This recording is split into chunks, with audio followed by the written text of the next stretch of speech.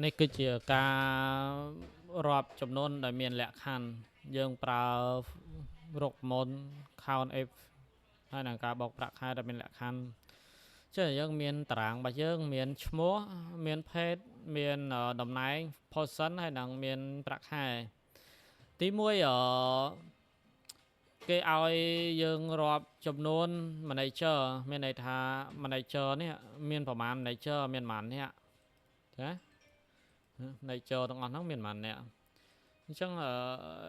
យើងជាទូទៅយើងអត់មានទៅរាប់អីមួយចិត្តទេយើងមានរកមុនរាប់របស់យើងអញ្ចឹងការរាប់ចំនួនដែលមានលក្ខខណ្ឌតែ manager ទេ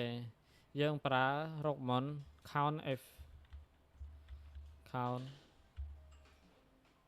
f ដល់មកយើង select លើ position ហើយយើងក្បៀសមួយមកអញ្ចឹងកន្លែងនេះគេយក manager យើងអាចមានរបៀបពីរក្នុងការរកទី1យើងវាយពាក្យណា manager វាយត្រូវដល់វាយអត់ទៅវាអត់ស្គាល់ manager ហើយបិទថ្មិញកដលមកវិញគឺចេញហ่ะបាទទី2យើងអត់ចាំបាច់វាយពាក្យទេតែយើងយក keyword ដែលយើងសរសេរទុកនេះណាស្មើ count f select លើ position ក្បៀសមួយហើយយើងយក keyword manager ដែលយើងសរសេរទុកនឹងមកដាក់បបហើយចាញ់ដូចគ្នានេះគឺជាការរាប់ដែលមានលក្ខខណ្ឌហើយនេះគឺជា technique នៃការធ្វើអានេះ number នេះខ្ញុំដាក់ keyword មានអ្នកកន្លែងនេះអត់មានទេណាតែយើងចង់បានជាមាន keyword ជាប់គ្នាជាចំនួនមានចេញអ្នកចេញអីចេញຂະຫນាតអញ្ចឹងយើងអាចចូលទៅកែបានដោយ select លើ column ណាត់ដែលយើងចង់បានណាឧទាហរណ៍ថាខ្ញុំចង់បាន1 column ឬមួយ2 column ចង់បាន1 column ក៏បានដែរ select ទៅខាងលើកន្លែង general នេះយក more number format តើមកយក custom ដោយអានេះយើងមានដែរស្រាច់តែមានតែខ្ញុំឧទាហរណ៍ថាយកអត់មានទេចុចយកនេះហេដក clear ដាក់ថ្មិញកដោសរសេរពាក្យអ្នកបិទថ្មិញកដោវិញមកអូខេនេះគឺទៅជាអ្នក auto អញ្ចឹង column នេះយើងដាក់វាយតម្លៃ1វាទៅជាមួយអ្នកអាហ្នឹងគឺជាការដាក់ຂະຫນាត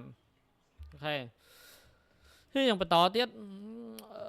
ទី2រាប់ប្រុសជា developer បានន័យថាលក្ខខណ្ឌគេយកគេចង់រក developer ហ្នឹងគឺជាភេទប្រុសណាភេទស្រីគេអត់យកទេអញ្ចឹងកន្លែងនេះគឺលក្ខខណ្ឌទី2គឺភេទយកតែប្រុសទេហើយតំណែង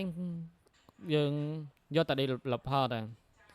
ចានេះគឺយើងរាប់ដែលមានលក្ខខណ្ឌដែលលក្ខខណ្ឌហ្នឹងលក្ខខណ្ឌ2លក្ខខណ្ឌវាច្រើនយ៉ាងមួយយើងប្រើ keyword count f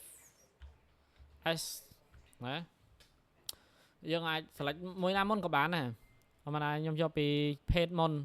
ណា select លើ page មកហើយប្រុសយើងវាយក៏បានយើង select យក keyword ដែលយើង save ទុកក៏បានហើយបន្តមកទៀតយើងយក position ណា position យកឲ្យគេ developer ណា keyword developer ទុកនៅនេះអានេះគឺយើងទុក keyword ងាយស្រួល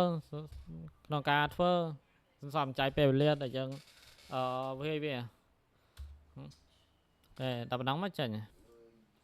បន្តមកទៀតរាប់ developer ហើយប្រាក់ខែគាត់តិចជាង 52,000 អញ្ចឹងយកតែលក្ខខណ្ឌ developer ហើយលក្ខខណ្ឌមួយទៀតគឺប្រាក់ខែតិចជាង 52,000 ទៀតអញ្ចឹងយើងប្រើដូចគ្នា count f យើង select យក position មកបន្តមកយក developer បន្តមកយើងយក select នេះ rank salary នេះព្រោះយើងរកប្រាក់ខែគឺវានៅក្នុង rank column ហ្នឹងឯងបន្តមកទៀតគឺ តិចជាង52000កន្លែងនេះដាច់ខាតយើងត្រូវតែវាយ50000តិចជាង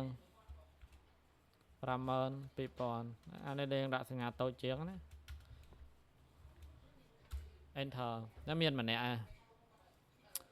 បន្តមកទៀតរាប់ប្រុសប្រាក់ខែតិចជាង52000ចឹងលក្ខខណ្ឌនេះគឺគេរាប់តែមនុស្សប្រុសតិចជាង52000ណាត់ខ្វល់តណែងអីចឹងមាន2លក្ខខណ្ឌដែរ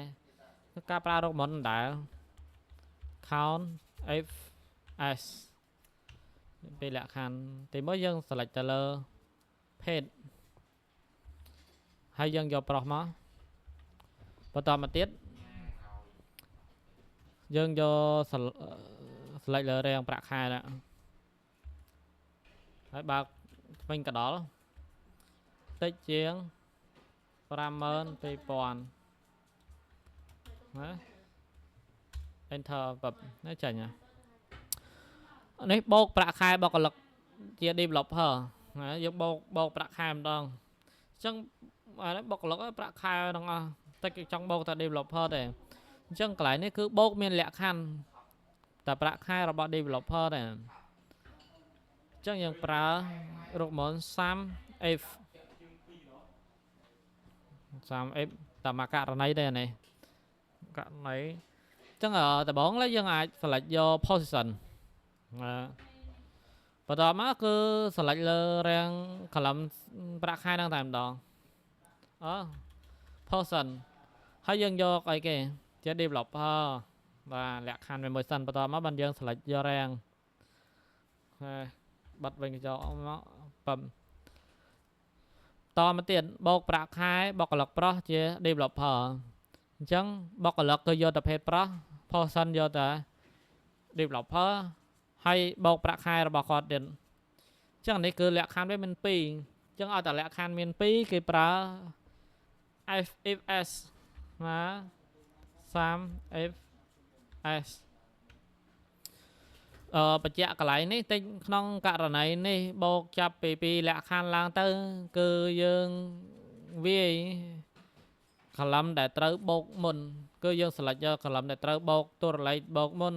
ចាំយើងគិតគូរលក្ខខណ្ឌវាតាមក្រោយទីមួយយើង select លើរាងដែលប្រាក់ខែសិនបន្តមកយើងយកលក្ខខណ្ឌអញ្ចឹងអាហ្នឹងយើងត្រូវតែចំពោះ 30s គឺយើងយករាង30មុនបន្តមកយើងយកលក្ខខណ្ឌណា position ជា designer ក្បៀសមួយទៀតតមកទៅ page បន្តមកយើងយកលក្ខខណ្ឌណាលក្ខខណ្ឌ page ប្រុសតបាទអញ្ចឹងការបូករបស់យើងគឺបាន